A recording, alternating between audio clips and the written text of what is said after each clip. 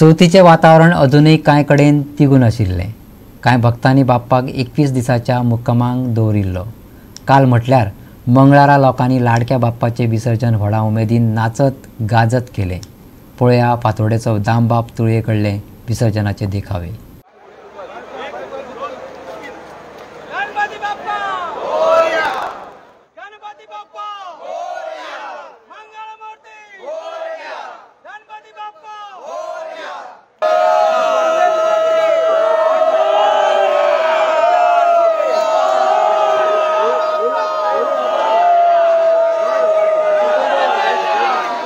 Ganpati Bappa